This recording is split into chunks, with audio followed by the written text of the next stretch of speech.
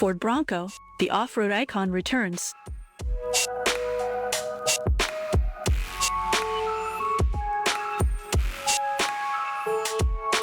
Picture this. It's the mid-1960s. Man has yet to set foot on the moon, and Ford decides to change the world, not with an astronaut, but with an automobile. Enter the Ford Bronco, the SUV that gave a resounding stuff-it to the paved roads and took aim at the untamed wilderness. This wasn't just an all-terrain vehicle. It was a declaration of independence, penned in mud and gravel. Launched in 1966, the Bronco was an off-road marvel, assertively compact and unbearably charming. It wasn't designed to putter around suburban streets or trundle off to the market.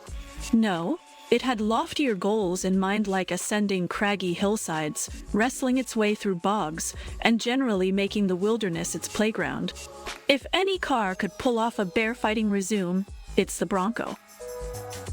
With its boxy lines and minimalist aesthetic, it looked as if it had been chiseled out of granite by a sculptor with no time for nonsense. This wasn't to do with laziness. No, it was crafted for function over garnish.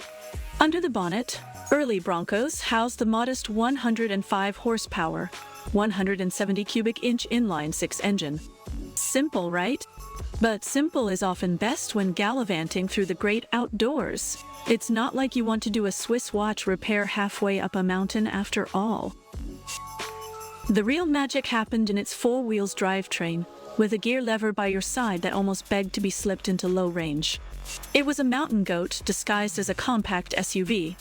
Whether you were fording a stream, climbing a dune, or making your own trail altogether, the Bronco did it all with a sturdy gusto that left its drivers grinning ear to ear. Inside, the Bronco was as Spartan as a military barracks. You got seats, a steering wheel, and virtually nothing else. But this wasn't a flaw. This was genius. No fuzzy dice, no overly complex radio, just you, the machine, and nature. Of course, if comfort is your measure of success, you could always sit on an armchair in your living room. Years went by, and the Bronco kept evolving. It became larger, more powerful, and acquired enough luxury trimmings to make it respectable even in the supermarket parking lot. Yet it never lost its adventurous spirit, the part of its soul that yearned to devour dirt and to laugh in the face of manicured lawns. Sadly, like all great rock stars and prematurely canceled TV shows, the Bronco eventually exited stage left in 1996, leaving behind a legacy that turned fans into devotees and adventures into legends. Yet, like every iconic tale, the story wasn't over. Ford, in a rare moment of listening to the people, resurrected the Bronco in 2020. And what a comeback!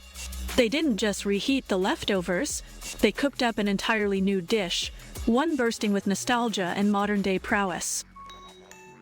The new Bronco was built to be the off-road king once more, combining cutting-edge tech with an unyielding spirit of adventure.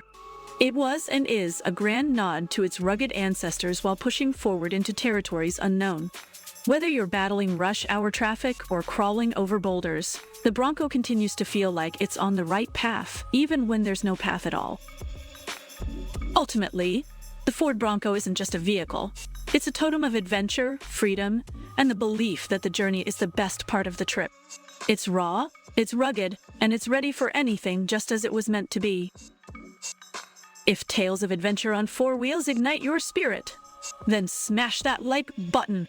Subscribe to our Toy-Cons and join us as we celebrate the legends like the Ford Bronco. Buckle up, hit subscribe, and let's explore the untamed wilderness of automotive history together.